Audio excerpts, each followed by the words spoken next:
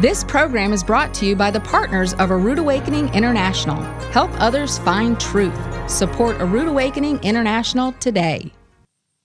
The Bible does not contradict itself. We misunderstand it. We misunderstand 3 days and 3 nights because we fail to recognize the crucifixion on Wednesday instead of Friday.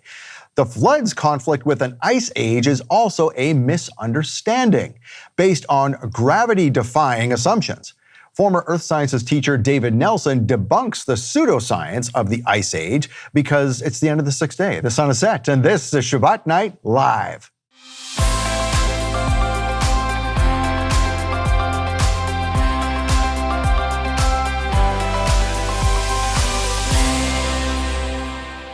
Shabbat Shalom, Torah fans. It's Shabbat Night Live with Michael Rood. Do you believe in gravity? Of course you do. That's a stupid question. Well, then you can't believe in the Ice Age theory because David Nelson is back with episode 3 of the Ice Age myth. And tonight we're talking about how ice would have to flow uphill for the Ice Age theory to work. This one will really make you think. But first, it's the 4th and final Shabbat on the 3rd month on the astronomically and agriculturally corrected biblical Hebrew calendar. You can get your calendar right now at roodawakening.tv/calendar. Now, here's a man who helped proofread that calendar, Matt Weimer. Welcome back. Thanks, Scott. I'm glad you helped us proofread that. This is a lot of detail I don't think a lot of people realize goes into this thing. Yeah, I mean, there's so much before the calendar pages and after the calendar pages that talk about the history of the calendar, how it was put together, what happened at certain points that changed it, what we expect out of the 70th week at the end. Right, like what happens if the covenant is confirmed at Yom Kippur of this year? Yeah. Well, and we're not saying we're predicting, we're just saying if it does, here's a sequence of events. Exactly. And so we change this every year because obviously it hasn't happened yet. And so we just kind of, let's keep our eyes open. Yeah. We're going to have a very interesting series coming up from a man who examined the Zadok calendar. Ooh, that's actually going to be a love gift. So watch for that in coming months. Yeah, that's going to be interesting. Yeah. But something I don't think a lot of people realize too about this calendar. So this year, I mean, the graphics team really outdid themselves. They used some emerging technology to create the women of the Bible. So this is really cool because, for example, we wanted to highlight Sarah. Yeah. Well, how do you find a stock photo of a pregnant 90-year-old? You don't. You don't, so you've got to make one up. And that's what they did. And they supposed what Ruth looked like and Deborah looked like, and they took what we know of their ages and their nationalities and all this cool stuff, and they plugged it in, and this is what kind of came out of it. Amazing. Really neat stuff. Yeah. Now, this is emerging technology. It's not corrected technology. So on the cover, just so you know, I can tell you a little secret. This is kind of fun. On the cover, there were a couple of things that we had to correct. And for whatever reason, we had the old file and the new file right beside each other. And when it came time to send the calendar to the printer, which is always a very rushed thing, we sent the wrong cover. And we knew it was the wrong cover because the camel second from the left had 5 legs. And we went, oh no, stop the presses. And our graphic designer, Mark, came to us and went, oh no, stop everything. And also, you notice there's a woman at the well here, and she's filling a pot of water.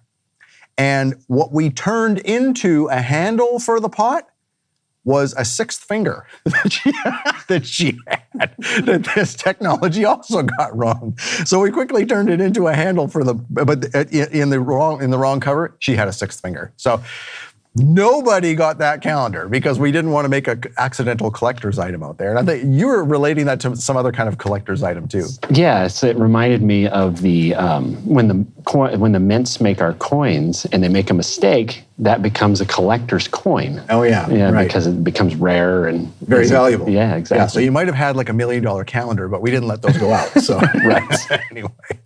So anyway, that is the story of the astronomically and agriculturally corrected biblical Hebrew calendar, something that's never happened before, and I thought it was kind of funny, and you'd like to know that. Anyway, so the flood's conflict with an ice age is a misunderstanding based on gravity-defying assumptions.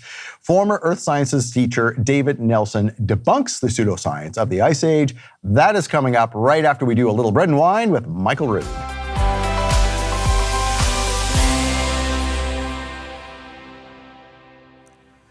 On Friday, the 6th day of the week, the markets in Jerusalem are filled with challah that is done differently than it is any other day of the week. On that day, the challah is covered with honey, and it is covered with raisins, because it is a shadow picture of when the Messiah reigns upon the earth in the Sabbath day or the Sabbath millennium, when life on earth will be sweet. Yeshua, the last night that he had with his disciples before his crucifixion, he took bread and he blessed the Most High, and he said, Baruch atah Yehovah Eloheinu melech haolam, hamotzi lechem min haaretz. Blessed are you, Yehovah, our God, King of the universe, who brings forth bread from the earth. And he said, this represents my body, which will be broken for you. As often as you do this in remembrance of me. And so the sanctification of the Sabbath, the Kiddish that we do, sets apart this day and sets apart this very thing that we had rehearsed from the time that Yeshua gave this to his disciples. And then Yeshua blessed the Most High with this blessing that Melchizedek said to Abraham when he blessed the Most High. Baruch atah Yehovah Eloheinu melech haolam, Borei pri hagafen. Blessed are you, Yehovah, our God, the King of the universe, creator of the fruit of the vine. And Yeshua said, this represents the renewed covenant paid for in my blood. As often as you do this in remembrance of me. With that, we do exhibit the Lord's death and what he paid for our redemption until he comes.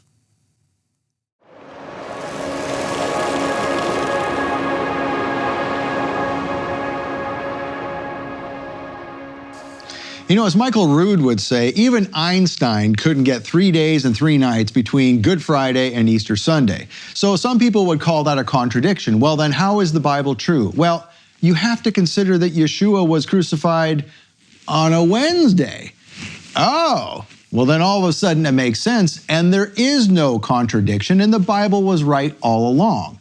So, what about the Ice Age? Are we considering this wrong too? Is there a contradiction or is there not, and we're just looking at it the wrong way?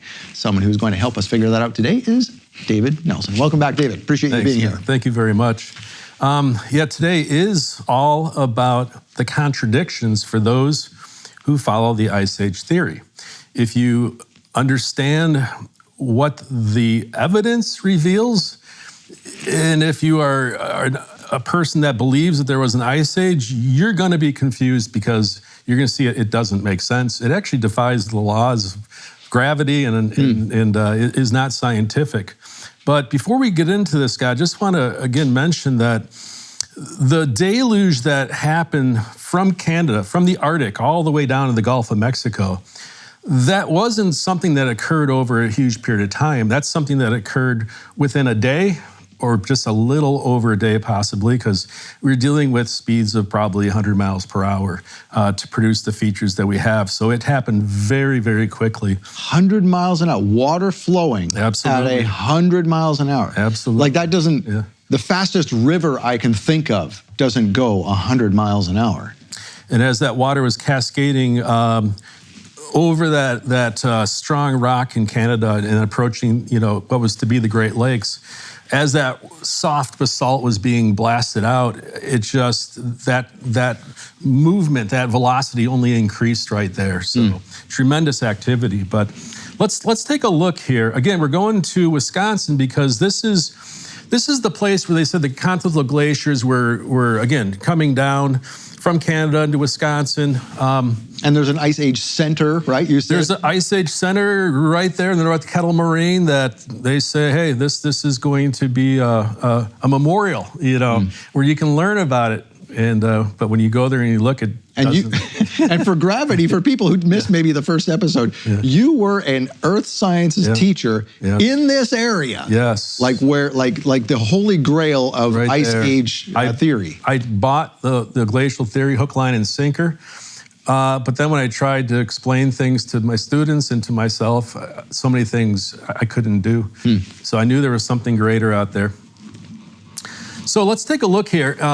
This map shows Wisconsin, where it's thought that these glaciers approach. And the southwest part of the state, they said that they didn't encounter that. And you can see all that land is all ripped up. That's the driftless area, also known as coulee country. By the way, Charles Lyell, the father of geology, didn't first think there was Noah's flood, and the ice came from the drifting water. So he came up with the term glacial drift, which is still stuck to this day, but it was, again, something that they were thinking from the Noah's flood. So when we look at this part of Wisconsin, this untouched area called the driftless area, because when you go around there, you shouldn't find any glacial material. I put a bunch of yellow dots on this map. And the upper two yellow dots represent a glacial feature referred to as a came. This is my simple model of a came. We'll be talking more about that, but if you look at this map of a part of Wisconsin where Devil's Lake is, if you're from Wisconsin, you know all about Devil's Lake. It's a really popular place, beautiful, incredible canyon and the beautiful lake. But this red line represents where the edge of the glaciers, the supposed glaciers, came to. And anywhere to the left of that was unglaciated, yet about 3 miles away at that yellow dot, there is a came. And that picture right here shows this mound of sand and gravel and other rock. And when geologists describe how a came forms, they say it either formed at the edge of the ice where water came down carrying sand and gravel coming down to produce this, or it formed under the ice where there was a shaft where water came down carrying sand and gravel in the ice to produce this. But if the ice reaches this point, and 3 miles from this, you can't have a came. So this is a very big contradiction. Plus, at that spot, they have a kettle right up against it. So how could that be? How could that be there if the glaciers never reached that spot? If you look at this image, a cluster of little yellow dots over in Iowa, this is where someone back in the 1920s was writing down or recording all these places where glacial till was found on the hills. This till is rock and of all different sizes all mixed together. And they're like, we're finding it here. How did it get there? So if this was unglaciated, then how did you get all this glacial till there? And then those yellow dots at the bottom of Wisconsin by Illinois, those represent granite boulders that are sitting there. So they're not native. There's no granite in that area, so something brought them there. Well, if it wasn't glaciated, then how did they get there? And so it's right there. We have a problem. We have an issue. And when you look at the scientific research, which I've found not many people read and all, but when you do read it, the scientists are like, well, it was glaciated. It was glaciated, and it's just that all the glacial material has been washed away by the rivers. And they're like, so we call it the driftless area, but there is drift there, and it was glaciated. So it's confusing, all right? Well, if it was glaciated, remember how we talked about those ridges of 1,300 feet? Interesting how a glacier could go across that and not wear that down at all. Not one bit. But only in the valleys. Matter of fact, can we see anywhere of where there are glaciers where there's these valleys that are produced? These nice, V-shaped valleys, this coulee country. It doesn't exist.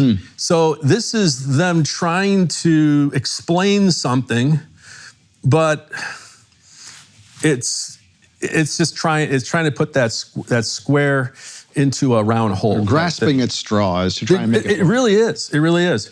Now, when you look at this area, this is only a few miles from one of the quote-unquote glacial moraines, But they're saying that, well, this was glaciated. Yeah, you have this place called Shiprock. In Shiprock, when you look at the picture on the left, you see this nice wall. But when you stand to the right of it, you see it's not that thick. It's actually pretty thin. So again, they're saying that, well, this area was glaciated, but the glaciers didn't knock it over. They didn't, they didn't really impact it. They would say, well, the glaciers maybe helped form that, but with ice a mile thick above it. Right, right. Okay. Well, it might only be 1,000 feet thick there. It's you kind of make up as you go. Well, check this out. Remember how we looked at that deluge mesa by Dry Falls, Washington, by Umatilla? Well, there is a section of rock attached to that, which just so happens to look like Shiprock. It's like the same size, thickness, and all. And once again, it's pure deluge, pure deluge. In this part where they did say, well, there must have been glaciers, we have natural bridges. Not something you find in a glaciated area. That is found in an area of intense water action. Matter of fact, one of my favorite spots right here, it's on private property, but I had a student who was able to visit this. It's called 5 Columns. Beautiful, beautiful spot, and he was able to walk underneath that and all. But once again, is this something that will come out of a glaciated area where you have all this weight of ice and everything around there? There's a similar area where I used to live. We were talking earlier today. My first job in radio was in Stettler, Alberta. And we talked about Alberta being Canada's kind of version of Texas. And about an hour south of there is this place called Drumheller. I don't know if you've ever heard of Drumheller. And where you have all these hoodoos down there. Miniature versions of what you just saw there. So is that the same kind of rock formation? Is it the same kind of, would deluge form that too? Absolutely. Matter of fact, let it be known that these Ice Age scientists, again, I never met one and all. By the way, I've been by the Ice Age Center 25 years. I've never had a presentation by an expert out there and all, which is interesting. But they're saying that these giant super glaciers traveled in Canada. They had to go uphill towards the Rocky Mountains. They had to go uphill close to 2,000 feet or more in areas. So Drumheller is right at the base there. Drumheller is a perfect spot where deluge water, especially coming back down off the mountains, would have just done a beautiful job of producing. Well, and here's an interesting thing. That is where all the dinosaur bones are found. Interesting. Now that really gets the wheels turning. Isn't this beautiful how puzzle pieces, they start coming together? Now, that's why we do this, right? Oh, it's beautiful, beautiful. So what if these glacial features in this driftless area of Wisconsin were actually not glacial features? What if they're simply features from deluge? Like the Kame actually being a deluge feature. That glacial till, rock particles of all sizes, actually being a deluge deposit. The boulders flung there from the deluge. We need to entertain that question, and now we're going to do something that I haven't seen done. We're going in. We're going in and taking a really deep look at what is being espoused about the lobes in Wisconsin, especially the Green Bay lobe. But first, take a look at this image here of this glacier. This is a glacier in Alaska, and this is a valley glacier. They move via gravity. They flow. They don't go fast, although they've been known to move somewhat fast at times in the past. But basically, it's responding to gravity. How is it that the same geological formations appear in both North America and Israel, both of which are assumed to be Ice Age formations, yet neither has the characteristic scars produced by slow-moving ice? I believe the Ice Age was, intentionally or unintentionally, it turned out to be one of the biggest cover-ups, because once you cover it in a big thing of ice, no one's going to look and no one's going to think, because it messes with the mind too.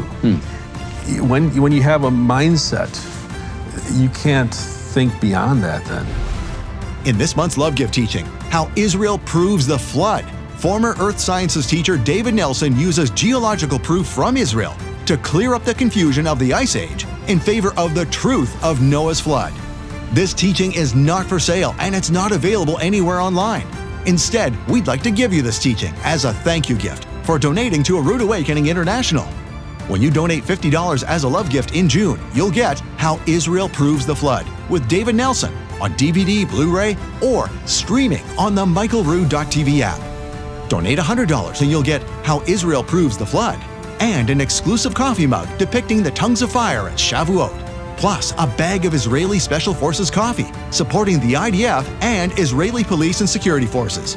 Donate $300 and you'll get How Israel Proves the Flood, the exclusive coffee mug and Israeli Special Forces coffee, plus a sterling silver necklace and pendant in Hebrew, meaning, "Fear not, you are mine." These gifts are a limited time offer from Michael Rood to thank you for your support. Make your donation today and receive the $50 gift, the $100 gift, or the $300 gift. Thank you. When you donate to receive the love gift, you ensure that these teachings keep coming from A Rood Awakening International. Use your smartphone to scan the QR code on your screen to donate now and receive these limited time gifts. Or call 888-766-3610. Or get your gifts online with a donation at monthlylovegift.com. If you look at Wisconsin and focus on the whole eastern part of the state, it's a Green Bay lobe.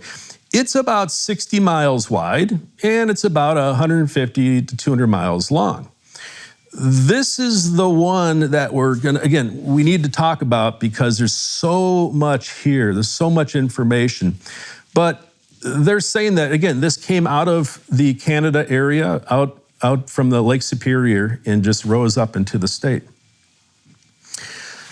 If we look at the ground up there, Scott, a little bit above Lake Superior, that red line marks the boundary where any water that lands in the ground above that red line is going to flow north to the Hudson Bay.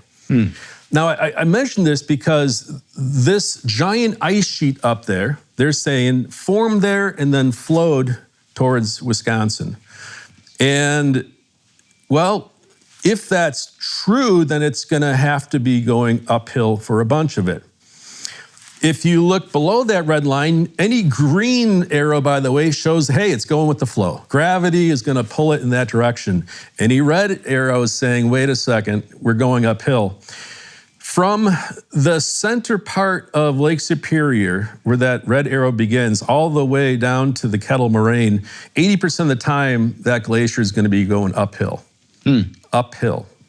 Only a little bit of time is it kind of not going so, just a little bit downhill. So when I've talked with people about, well, okay, do glaciers travel uphill? They're like, oh, no, but it's because of how tall, they're like a mile tall. And they're so tall that they just start to flow off of that. Well,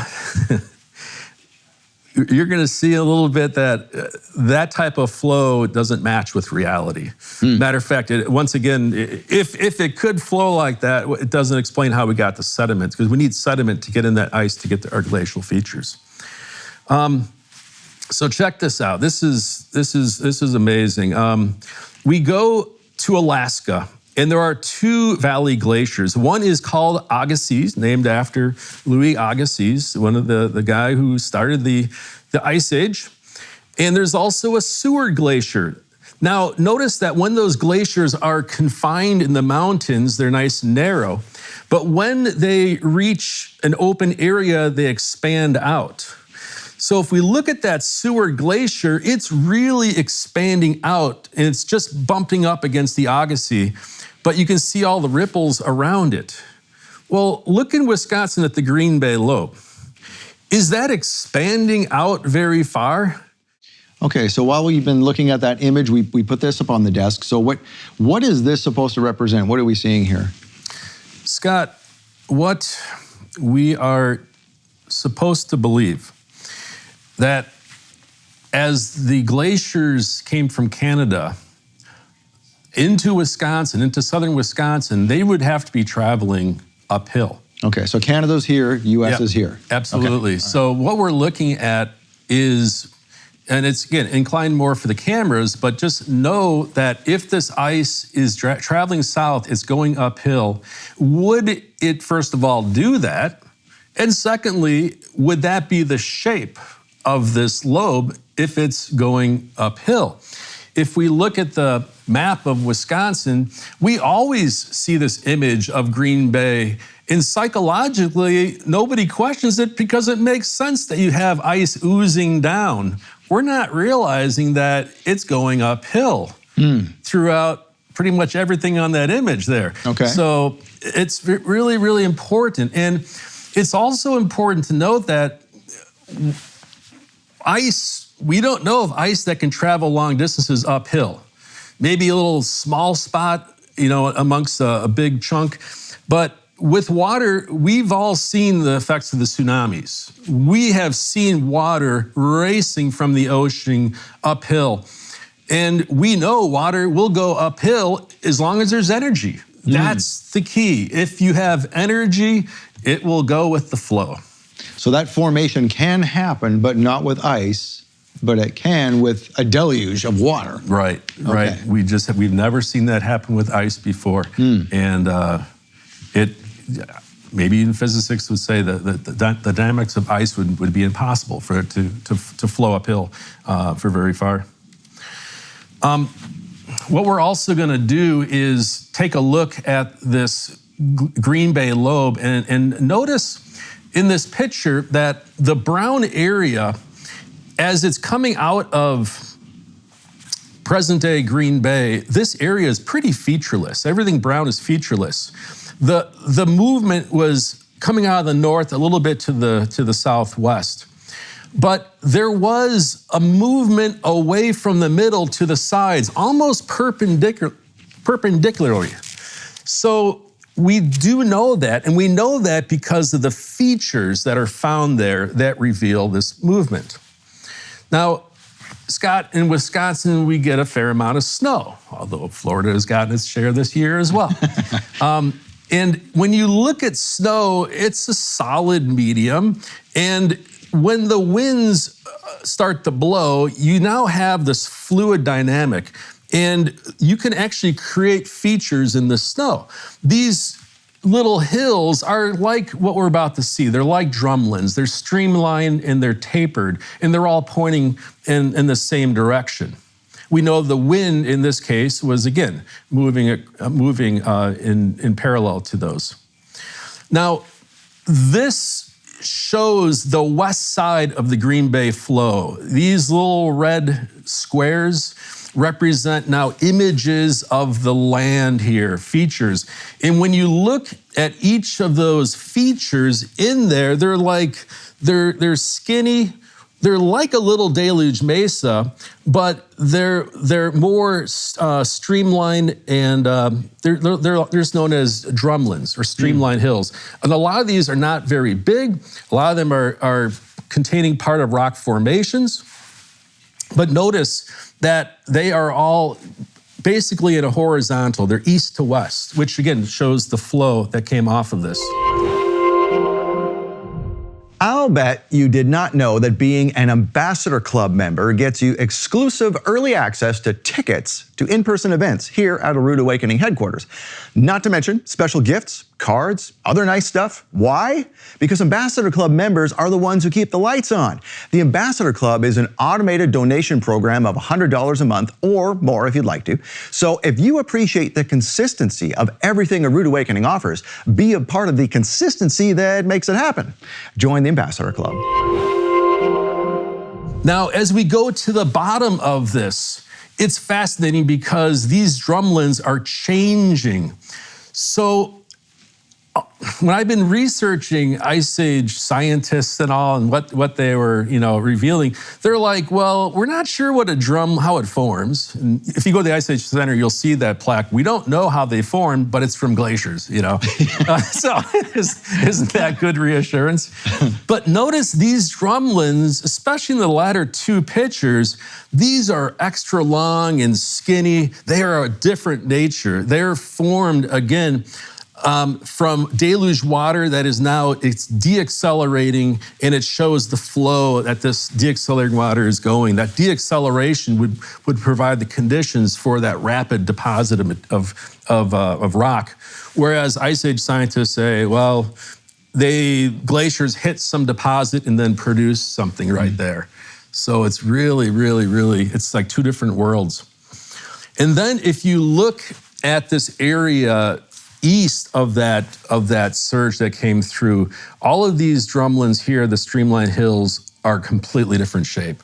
There's pods of these rounded circles, almost looking like some cames. So again, the different feature that's formed is gonna be based on where it is, where the friction or where the dynamics are occurring on this lobe.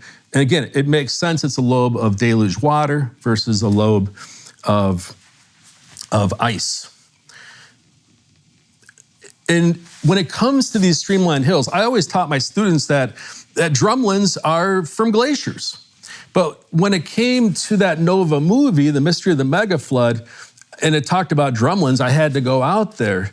And the drumlins are amazing out there. You can see in this picture here, there's a whole bunch of streamlined hills, and that is found just off the Columbia River. And in Wisconsin, again, we have these streamlined hills as well. They match up pretty close.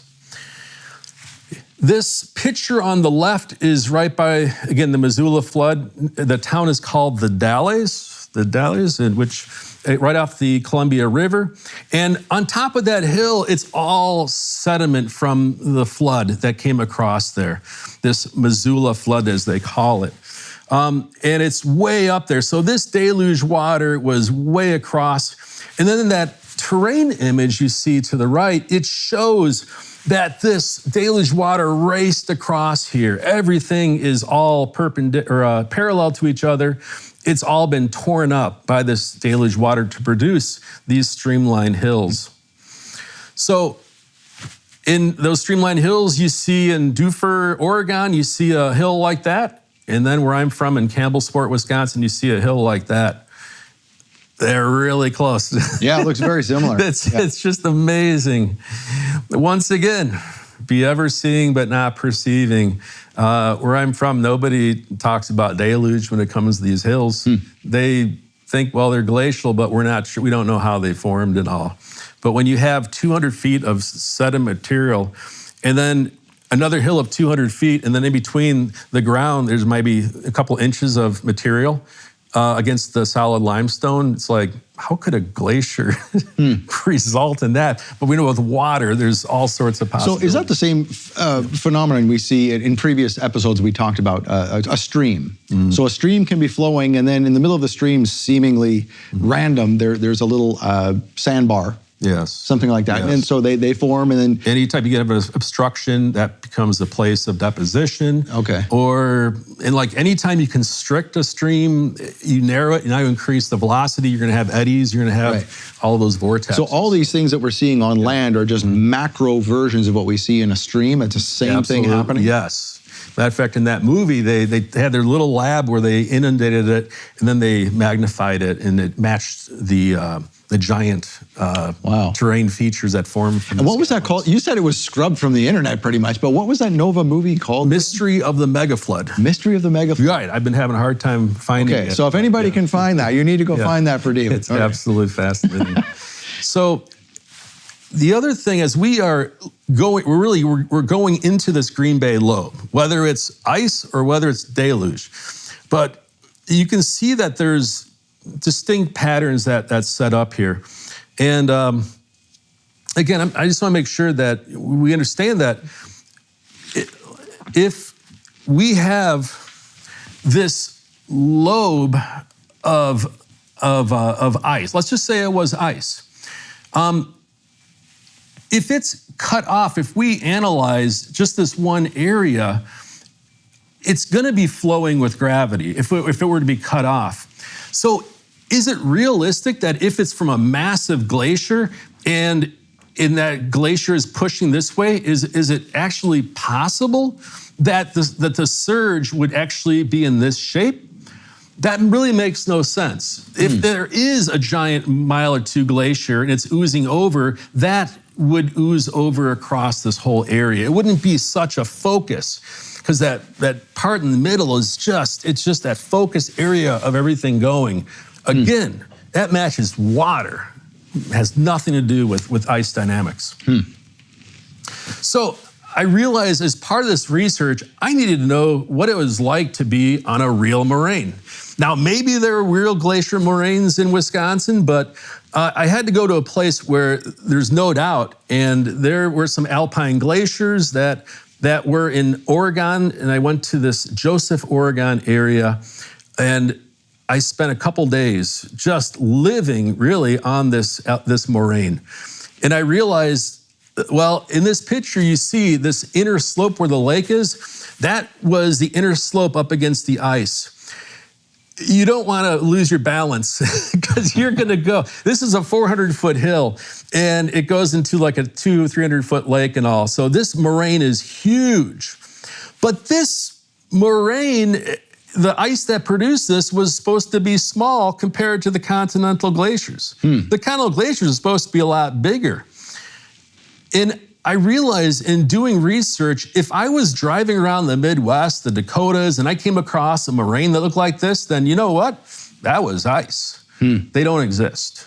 You don't have a moraine that looks like this. Even in Wisconsin, you do not have a moraine that looks like this with this nice inner slope. And then when you go on the other side of the top, you see these ripples. That's not to be found by any of the moraines in the Midwest. And I realized, I also brought along a tool to sample, because I've been doing all this sediment analysis. I couldn't sink it more than an inch into the ground. It was like, this real moraine was just big rock particles or rock particles big enough to keep my spade from going through. Whereas in the Kettle Moraine, it was very soft, a lot of sand mixed in with some of the gravel. So once again, this being on a true moraine was phenomenal. There was big boulders all over the place. So this is where the moraine is for the Green Bay lobe. And I realized, well, first of all, they're saying that there's all this ice, which is supposed to produce tremendous meltwater, yet for much of this moraine, the moraines are there, they haven't been washed away. And it's like, well, why haven't they? You know, if they were from ice and all. But Scott, you had mentioned about going to the beach. We're gonna do that, all right? Because it's micro scale, and in our science, if something's micro scale, it can be blown up to macro scale, the same process. So on the left side picture, you can see where the blue arrow is. That's where the wave is coming in. And notice that wave that came in and then went back, it produced a moraine. I call this a surge moraine. It's where all this, and in this moraine area, behind it, or where the water was starting to come back, you can see additional ripples and things like that. So there was, as it was reaching its end, there was a buildup of material beneath that. We go to the picture on the right, and this is an actual terrain image of the Green Bay lobe. And what's fascinating is they're very similar. Again, it's you get this, you will have a buildup. So a lot of people are like, moraines, that's only from glaciers. There's no moraines from water. Tell that to the people in Japan with their tsunamis. Those reached a point. Now, unfortunately, there were so many cars and other debris. But if you would look at that point where the tsunamis came up inland and reached the point, there's a buildup of material, of rock and soil and things like that. So anytime you have a movement of liquid material or ice, you're gonna get some type of moraine. I just call these surge moraines. So the Kettle Moraine, where I live, this is what I call the smoking gun evidence of Yah's splendor. This is so beautiful because there's so much evidence that everyone here has been able to see. And again, if you're objective, you realize that the ice theory has some major flaws. But what we're about to see is just going to amaze it amazed me, and I just give God the glory because he's revealing this, and it's so powerful. The testimony is right there. Do people have eyes to see, ears to hear, and are they willing to accept it and to realize that they've been lied to for a couple hundred years? So some things to keep in mind from this episode. Ice does not flow uphill. The water can. Think of a tsunami. Okay. Yeah. And then, so we have some smoking gun evidence coming up on the next episode. Yeah. All right. Yeah. So this will probably be our final episode, right? So we don't want people to miss this one. Right. All right. Okay, well, thank you for being here. I know you'll come back next week because otherwise we won't have the smoking gun. Right. So you got to come back for the smoking gun. All right, so thank you very much for watching Shabbat Night Live this week. We invite you to come back next week, where we're going to wrap up this series with David Nelson, the smoking gun that proves that, can I use the word proof? Proof. Absolutely. Okay, we're going to prove that there is no ice age and that this was Noah's flood. That's what we are talking about. So thank you again for watching. We will see you next week on Shabbat Night Live. Until then, Shavua Tov. Whenever and wherever you are watching this broadcast, it represents hundreds of man-hours of production and post-production, and then it goes out to the world in several different languages. Why is this possible? It's because people like you support this ministry. We do our best to get this out freely to the entire world. Freely you have received. Now, this is your opportunity to do as Yeshua said, and freely give.